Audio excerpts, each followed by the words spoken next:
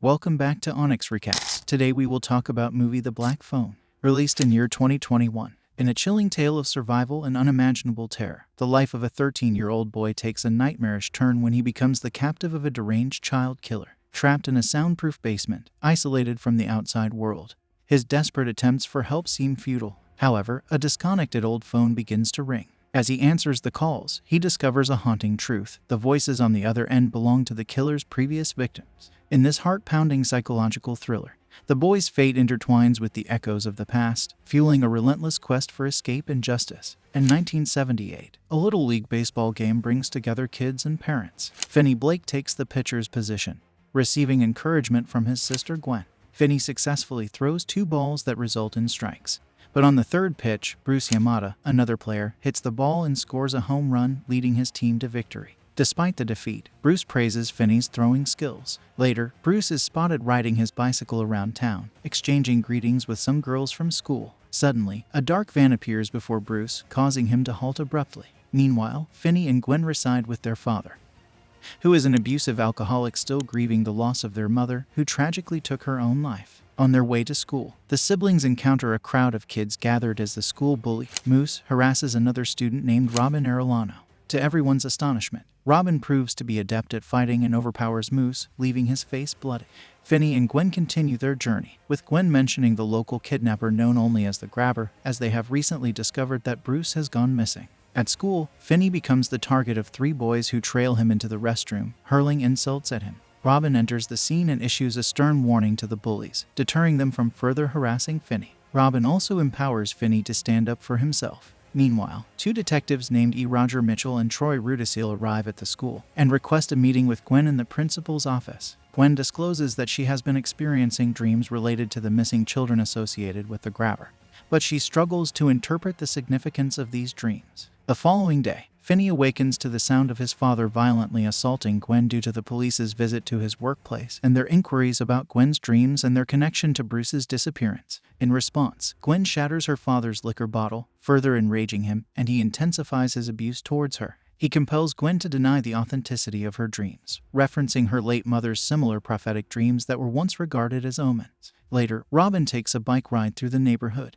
As he turns a corner, he unexpectedly encounters the Grabber, who awaits him while clutching black balloons, which were also reported to have been present during Bruce's disappearance. News spreads throughout the neighborhood about Robin's sudden disappearance. The bullies at school, fueled by their anger, target Finney and launch a physical assault on him. However, Gwen steps in and defends her brother, striking one of the bullies forcefully with a rock, causing him to bleed profusely. Gwen endures a kick to the face while the other two bullies continue to pummel Finney. Later, during a class session, Finney finds himself paired up with Donna, his crush, as his science partner. Donna expresses sympathy for Finney's ordeal of being beaten. As they walk home, Finney separates from Gwen and unexpectedly comes across the Grabber's van. The Grabber assumes the guise of an ordinary man who accidentally spills his groceries. However, when Finney notices the presence of black balloons, the Grabber swiftly attacks him, incapacitating Finney by spraying a chemical into his mouth before throwing him into the van. Gwen and other schoolmates soon discover that Finney has gone missing. The Grabber transports Finney to a basement and holds him captive.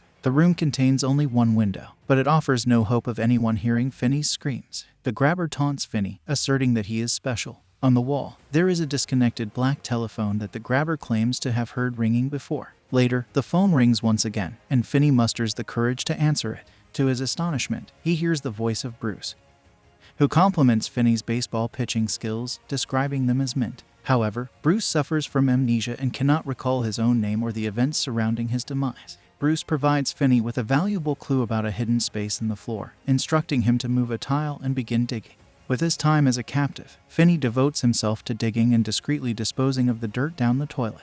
Gwen experiences a vivid dream in which she witnesses a flashback of Bruce's childhood, observing his growing passion for baseball. Mr. Blake engages in a conversation with Gwen, expressing his concern that her mother's dreams, similar to Gwen's, may have contributed to her tragic decision to end her life. He is determined to prevent Gwen from following the same path. The Grabber brings a meal of eggs and Sprite to Finney, assuring him that the food is safe. Surprisingly, the captor leaves the door unlocked. However, as Finney approaches the door, the sound of a ringing phone interrupts him. To his surprise, he hears the voice of Billy, a local paperboy named Jacob Morin.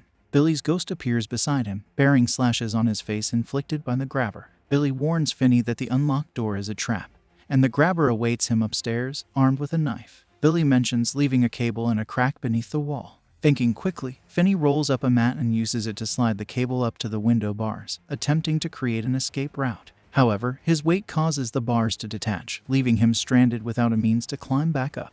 In another dream, Billy's life as a paperboy is revealed, showcasing his deliveries accompanied by his faithful dog before the grabber claimed him as a victim.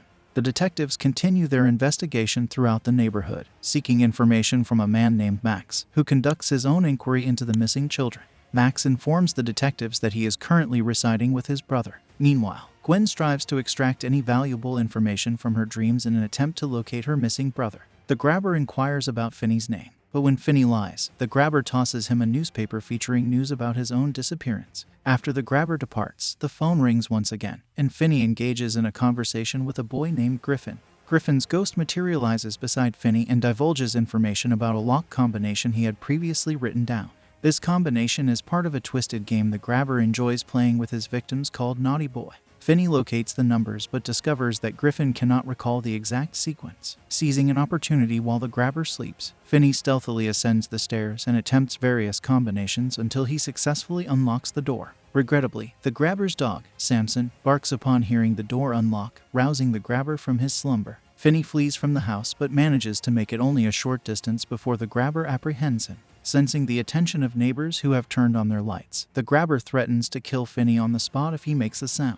He patiently waits until the lights go out before returning with Finney. Later, the phone rings once more, and this time Finney hears the voice of a local troublemaker named Vance Hopper. In a dream sequence, Vance is depicted at an arcade, engaging in a physical altercation with two individuals who tampered with his high score. Shortly after the incident, Vance was arrested. Within the flashback, Gwen finds herself alongside Vance, who communicates with Finney through a police radio. Regrettably, Finney is unable to hear Gwen calling out to him. The flashback concludes at a house, where Gwen strives to recollect a specific number. Subsequently, she rides her bicycle through the vicinity in search of the house, only to be startled by the apparitions of the grabber's victims. Following Vance's advice, Finney discovers a hidden compartment behind the wall, revealing a freezer. Despite exerting all his strength, Finney fails to open the door and becomes overwhelmed with despair, fearing that he will meet his demise within the confines of the freezer. Suddenly, the phone rings once more, and Finney musters the courage to answer. To his relief, it's Robin on the other end, who recollects both Finney and his own past. Robin assures Finney of their friendship and emphasizes the importance of standing up for oneself in this critical moment. Robin advises Finney to utilize the phone as a weapon, suggesting that he fill the receiver with dirt to enhance its weight. Meanwhile, Gwen reaches out to the detectives and accompanies them to the address she witnessed in her dreams. Simultaneously, Max arrives at the realization that the missing children are held captive in the house where he is staying, as the grabber is, shockingly, his own brother. Max ventures into the basement and is taken aback when he discovers Finney there. Just as Max attempts to offer assistance, the grabber ruthlessly kills him with a blow to the head using an axe. The grabber then sets his sights on Finney, but the young boy harnesses the collective power of the ghostly children who have aided him. Finney cleverly covers the hole he dug with a rug and employs the cable to trip the grabber, causing him to tumble into the hole, resulting in a broken ankle as he collides with the window bars. Seizing the opportunity, Finney unleashes a relentless assault on the grabber, utilizing the phone as his weapon. The phone rings one final time, and this time Finney compels the grabber to listen to the voices of his victims, hauntingly taunting him in his final moments. Finney ultimately snaps the grabber's neck, bringing an end to his reign of terror. As a distraction, Finney tosses a steak from the freezer to Samson, the grabber's dog. The investigators meticulously comb through the house, eventually discovering an officer who stumbles upon the basement. However, instead of locating Finney, they uncover the distressing sight of the 5 other boys' lifeless bodies buried in the soil. Unbeknownst to them, the house where Finney was held captive stands just across the street. Summoning his courage, Finney unlocks the door and steps out into the warm sunlight, catching Gwen's eye as she swiftly rushes towards her long-lost brother. The authorities assume responsibility for the children, ensuring their well-being, while their father arrives, his eyes filled with tears, to offer a heartfelt apology to both Finney and Gwen for the mistreatment they endured. Emboldened by his harrowing experience, Finney returns to school with newfound confidence. Word spreads like wildfire, and he becomes a legend among his peers for bravely vanquishing the grabber. The once daring bullies now shrink in fear, no longer daring to provoke him. Finney reunites with Donna in their science class, yet he insists on being called Finn, marking a new chapter in his life. And this is the end of our film. If you enjoyed our recap, please like and subscribe the video. See you in the next recap.